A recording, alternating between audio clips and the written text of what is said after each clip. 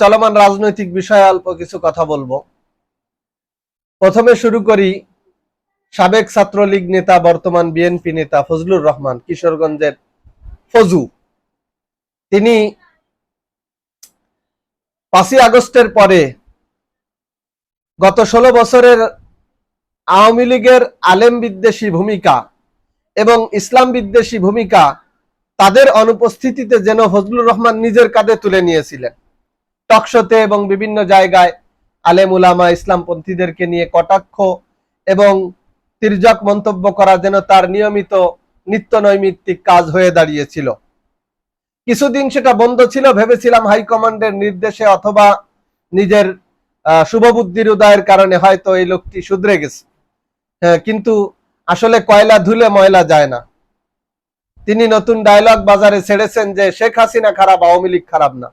আচ্ছা, একটা দল এবং সেই দলের ছত্রছায়ায় এবং দলের নির্দেশে, দলের আদেশে, দলের নেতাকর্মীরা এবং সরকারি দল হওয়ার কারণে তাদের নির্দেশে প্রশাসনের ছত্রছায়ায় এদেশে গত 16 বছরে হাজার হাজার হত্যাকাণ্ড ঘটলো।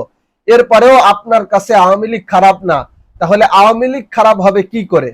কি হলে আপনার কাছে আওয়ামী লীগ খারাপ হবে? আওয়ামী লীগ খুন করবে, তা আওয়ামী লীগ কি কোনো ব্যক্তি সত্তা যে আওয়ামী লীগ কাউকে জবাই করবে, আওয়ামী লীগ কাউকে গুলি করবে? আওয়ামী লীগ তো একটা জড় বস্তু, একটা দল। সেই দলের ব্যানারে যারা অপকর্ম করবে তারা যেমন অপরাধী, দলীয় ব্যানার ব্যবহার করার কারণে দলও অপরাধী। তো শত শত হাজার হাজার লোক হত্যা করার পরেও আপনার কাছে দল খুব ভালো। আসলে পুরনো প্রেম আপনি ভুলতে পারেননি। আপনার হৃদয়ে সে আওয়ামী প্রেম রয়ে গেছে, যার কারণে হাজার হাজার মানুষকে হত্যা, হাজার হাজার মানুষকে অন্ধ, হাজার হাজার মানুষকে পঙ্গু করে দেওয়ার পরেও আপনি বলছেন শেখ হাসিনা খারাপ, আওয়ামী লীগ খারাপ না। কি হাস্যকর ব্যাপার! তার মানে বিষয়টা এমন হয়ে গেল না যে গু খারাপ, পায়খানা খারাপ না। আপনি এই হাস্যকর কথা বলে বলে নিজেকে আর কত পচাবেন? আপনি পচেন, সেটা নিয়ে দুঃখ নাই, কিন্তু আপনি অত্যন্ত জনপ্রিয় একটি দল বিএনপিকে পচাচ্ছেন, এটা কিন্তু দুঃখজনক। আমাদের জন্য এটা বেদনার, কষ্টদায়ক। এরপরে আর একজন রুমিন ফারহানা, অনলবর্ষী বক্তা, একজন প্রথিত যশা আইনজীবী, দেশের খ্যাতনামা একজন আইনজীবীর অধীনে থেকে মানে প্র্যাকটিস করে নিজেও একজন খ্যাতনামা আইনজীবী হয়েছেন, খুব ভালো কথা। কিন্তু উনি এখন ওনার ভিতরে 32-এর প্রেম জেগেছে এবং 32 কেন্দ্রিক ঘটনাগুলোকে উনি মব বলছে। আমরা সব মবের বিরুদ্ধে না, পরিষ্কার করে বলে রাখি, এখানে বলে রাখি যে মবের দায় মব যারা করতেছে তাদের নয়, বরং মব তন্ত্র যে সৃষ্টি হয়েছে 5ই আগস্টের পরে, এটার ব্যর্থতার দায় সরকারের, রাষ্ট্রের। রাষ্ট্র কেন অপরাধীদের বিরুদ্ধে ব্যবস্থা গ্রহণ করেনি? ভুক্তভোগীদেরকে কেন মবতন্ত্রের নামে আইন হাতে তুলে নিতে হলো? এটা হলো প্রথম কথা। সুতরাং সব মবের বিরুদ্ধে আমরা না। বাকি যে মব সৃষ্টি হয়েছে তা 16 বছরের পাপের তুলনায় খুবই নগণ্য, খুবই কম। আওয়ামী লীগের নেতারা পর্যন্ত একটা সময় বলতো যে আওয়ামী লীগ ক্ষমতা ছাড়লে হাজার হাজার লাখ লাখ মানুষ মারা যাবে। এদেশে তেমন কিছু ঘটেনি, বরং যা ঘটেছে তা রাষ্ট্রের ব্যর্থতা, তার দায় রাষ্ট্রের। ভুক্তভোগীরা যখন রাষ্ট্রের পক্ষ থেকে ন্যায় বিচার পাবে না, তাদের জুলুম এবং অবিচারের প্রতিকার পাবে না, তখন বিক্ষুব্ধ জনতা আইন হাতে তুলে নিলে আমি শুধু জনতাকে দোষ দিতে পারবো না, আমি শুধু মবকে দোষ দিতে পারবো না, এ দোষ রাষ্ট্রেরও। যাক, সেটা ভিন্ন বিষয়। বাকি কথা হলো, এই যে মবতন্ত্র যে শুরু হয়েছে, এটা কি 16 বছরের পাপের তুলনায় খুব বেশি হয়ে গেছে? এই মবতন্ত্রের বিরোধিতা করতে গিয়ে যে ভয়ঙ্কর শব্দ তিনি ব্যবহার করেছেন, আওয়ামী প্রেম এবং আওয়ামী লীগের প্রতি সহানুভূতি দেখাইতে গিয়ে নিজেরে পচায়েন না, দলরে পচায়েন না। দল ক্ষতিগ্রস্ত হচ্ছে, দল পচতেছে, দল বিপদে পড়তেছে। আপনারা এতটা আওয়ামী প্রেম দেখায়েন না, এত সাধু সেজেন না।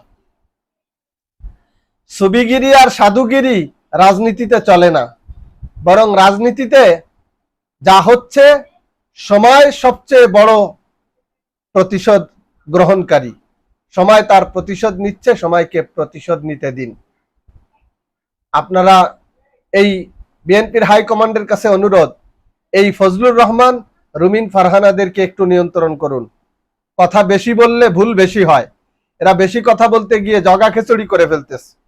এই সর্বশেষ আগস্ট বিপ্লবের চলাকালীন প্রায় 2000 মানুষকে হত্যা করলো, 30,000 মানুষকে অন্ধ পঙ্গু করে দিল।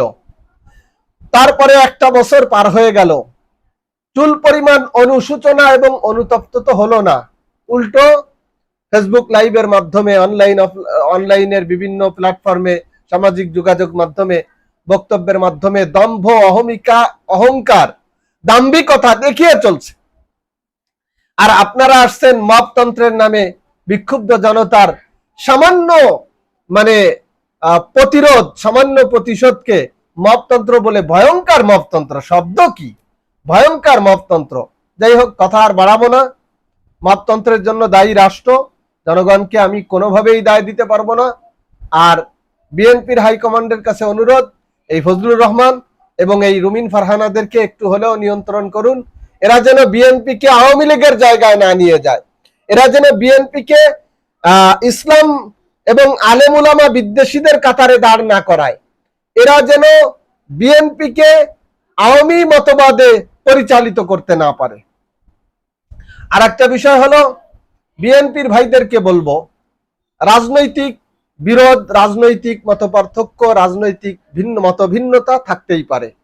রাজনৈতিক মতভিন্নতার কারণে আপনারা ইসলামী দল, আলেম উলামাদের বিরোধিতা করবেন, করেন, কিন্তু আপনার রাজনৈতিক বিরোধিতা যেন আপনার ঈমানকে ক্ষতিগ্রস্ত না করে। ধর্মনিরপেক্ষতা মতবাদে বিশ্বাসী আওয়ামী লীগের মতো আপনার রাজনৈতিক বিরোধিতা যেন আপনাকে ইসলাম বিদ্বেষী না বানায়। আপনার এমন আলেমদের বিরুদ্ধে এমন বিষোদ্গার যা আপনার ঈমানকে ক্ষতিগ্রস্ত করবে বা ঈমানকে হরণ করবে, এমন কোন বিষোদ্গার আপনারা করবেন না। বরং যেমন ইসলামপন্থী দলগুলো পিয়ার পদ্ধতির কথা বলছে, আপনারা পিয়ার পদ্ধতির বিরুদ্ধে, পিয়ারের বিপক্ষে যত যুক্তি লজিক আপনাদের আছে সেগুলো দেন। আর পিয়ার না হলে কি লাভ হবে সেটা আপনারা তুলে ধরেন, তুমুল বিরোধিতা করেন, রাজনৈতিক বিরোধিতা। কিন্তু সেই রাজনৈতিক বিরোধিতা করতে গিয়ে আওয়ামী ভাষায় আলেমদেরকে রাজাকার বলা, আলেমদেরকে ধর্ম ব্যবসায়ী বলা, আলেমদেরকে মোল্লাতন্ত্র বলা, যা 16 বছরে এবং অতীতে আওয়ামী লীগ বলেছে, এই কাজটি আপনারা করেন না। তাহলে আপনারা আওয়ামী লীগের মতো ইসলাম বিদ্বেষী শক্তি হিসেবে আবির্ভূত হবেন, যা আমরা কখনো আশা করি না। মনে রাখবেন, এদেশে বিএনপির ভোট ব্যাংক দুটি কারণে বা তিনটি কারণে। তার ভিতর একটা হলো ইসলামী মূল্যবোধ, দ্বিতীয় হলো ভারত বিরোধিতা, তৃতীয় হলো আওয়ামী বিরোধিতা। এখন এই জায়গায় যদি আপনারা আপনাদের ভিতকে নড়বড়ে করে ফেলেন, তো আপনাদের নিরপেক্ষ ভোট তো দূরের কথা, আপনাদের ভোট ব্যাংক যেটা, সেটাও অক্ষুণ্ণ রাখা কঠিন হয়ে পড়বে। সুতরাং আমার অনুরোধ, বিএনপির একেবারে তৃণমূল পর্যায়ের ছোট ছোট নেতাকর্মী থেকে শুরু করে হাইকমান্ড পর্যন্ত প্রত্যেকের কাছে আমার বিনীত অনুরোধ, দয়া করে অনুরোধ করি, আপনারা রাজনৈতিক বিরোধিতার নামে আলেম উলামা ইসলামপন্থীদের বিরুদ্ধে বিষোদ্গার আওয়ামী লীগের ভাষায় করবেন না। এই অনুরোধটুকু রেখে আজ এ পর্যন্ত ক্ষান্ত। আসসালামু আলাইকুম ওয়া রাহমাতুল্লাহি ওয়া বারাকাতুহু।